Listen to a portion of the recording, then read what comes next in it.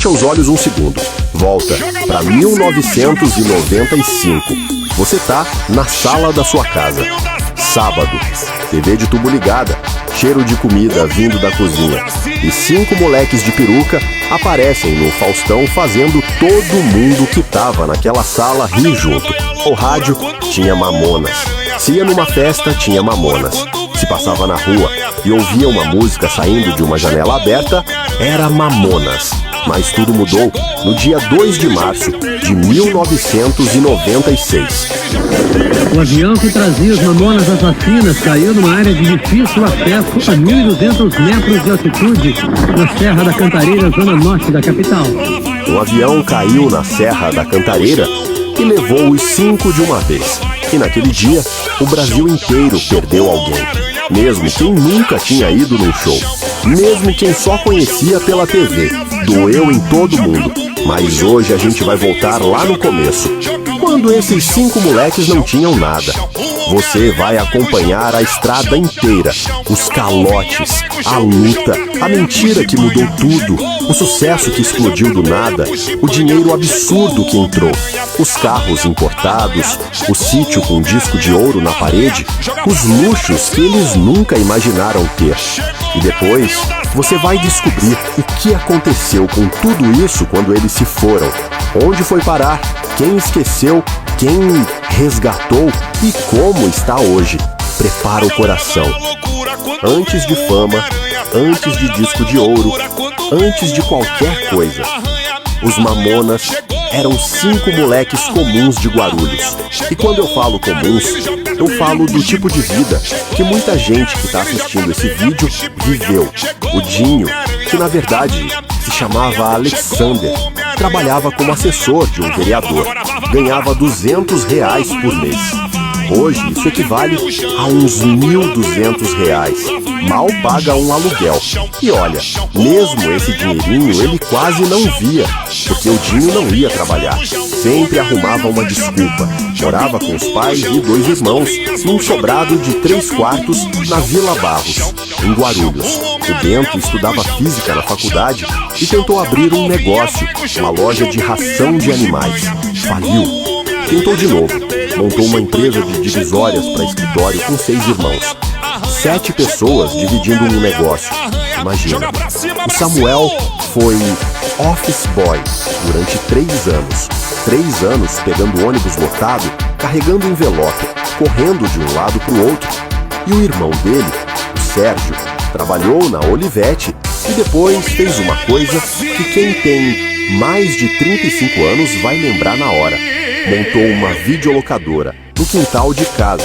Aquele quartinho com prateleira de fita, VHS e plaquinha escrita à mão. Nos anos 90, era um negócio da moda. E o Júlio, o mais velho com 27 anos, era técnico de motores numa indústria. O mais quieto, o mais centrado, 5 vidas normais. 5 brasileiros fazendo o que milhões faziam, se virando. E é aqui que a história fica boa.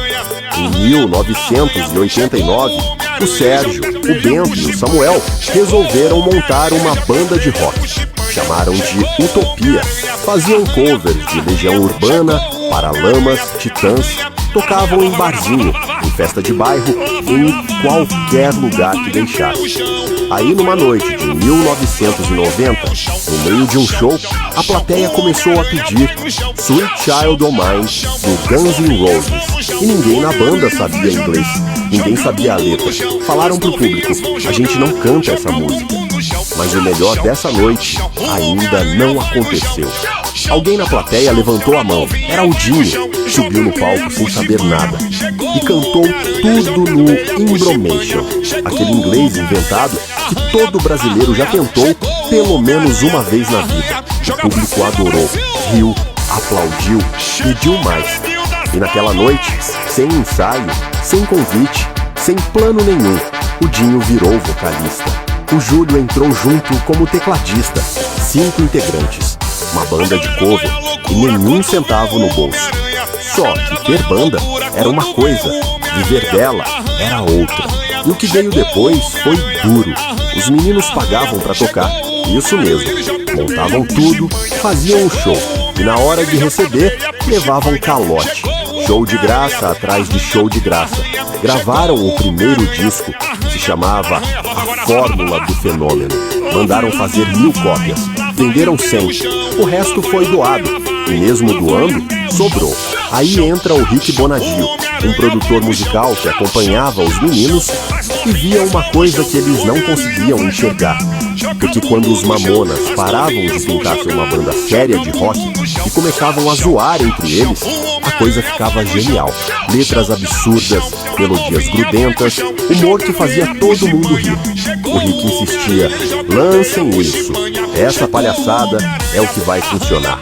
E eles: não, isso é brincadeira entre a gente. Até que um dia, o Dinho pediu um estúdio emprestado. Não era pra gravar disco, era pra gravar 2 musiquinhas pra tocar num churrasco com os amigos. Pode acreditar. As 2 músicas eram Robocop Gay e Pelados em Santos. As músicas mais famosas dos Mamonas Assassinas nasceram para animar um churrasco de fim de semana. Ninguém planejou, ninguém imaginou, e foi aí que tudo mudou. A banda Utopia morreu ali. Novo nome, novo visual, novo som. Pensaram em vários nomes: Cangaceiros do seu pai, Tangas Vermelhas, Mamonas Assassinas do Espaço. No final, ficou Mamonas Assassinas. Tinham 2 músicas, só 2, e para conseguir um contrato, contaram uma mentira. Com 2 músicas gravadas e um nome que ninguém conhecia, os Mamonas fizeram o que qualquer banda sem dinheiro fazia. Mandaram uma demo para toda gravadora que acharam pela frente. A Sony recebeu, ouviu e jogou no lixo. O diretor artístico disse que a banda era péssima. Mas do outro lado, aconteceu uma coisa diferente. Rafael Ramos, filho do diretor artístico da EMI, ouviu as músicas, gostou, levou pro pai. Pai, ouve isso aqui. O João Augusto, que era o pai e mandava na EMI, resolveu dar uma chance. Foi ver um show dos meninos ao vivo, e o show era aquilo que só os Mamonas sabiam fazer. Os 5 no palco de cueca, com C, dependurado na frente, fazendo todo mundo chorar de rir. Contrato assinado. Só que aí veio o problema. A EMI queria 10 músicas pro disco, e os Mamonas tinham 2, Robocop Gay e Pelados em Santos. Mais nada. E aí a coisa ficou séria. Os meninos olharam um pro outro e fizeram o que qualquer brasileiro encurralado faz: deram um jeito. Falaram pro João Augusto que tinham 7 músicas prontas. Mentira! Não tinham nenhuma além daquelas 2. E por causa dessa mentira, se trancaram no estúdio e escreveram 7 músicas em 7 dias. Saíram com 12. Em maio de 1995, 5 moleques de Guarulhos embarcaram para Los Angeles para gravar o disco com o Rick Bonadio, Los Angeles. Os mesmos caras que meses antes pagavam para tocar em bar de periferia. O disco ficou pronto. E no dia 23 de junho de 1995, foi pro mundo. No dia seguinte, todas as rádios do Brasil tocavam Mamonas. Todas. As pessoas ligavam pedindo música, as lojas não davam conta de repor. Chegaram a vender 50.000 cópias num único dia. Para você ter uma ideia, a maioria dos artistas brasileiros comemorava se vendia isso no ano inteiro. No total, o disco vendeu mais de 3 milhões de cópias. Triplo diamante.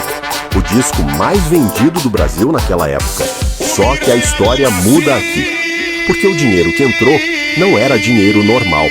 O cachê dos Mamonas era de 40 a 100 mil reais por show. Isso em 1995. Para ter uma ideia, era o dobro do que os Paralamas do Sucesso cobravam. E os Paralamas já eram gigantes. Em valores de hoje, cada show dos Mamonas valeria mais ou menos R$1 milhão. E eles faziam 8 por semana, 8 shows, de segunda a segunda.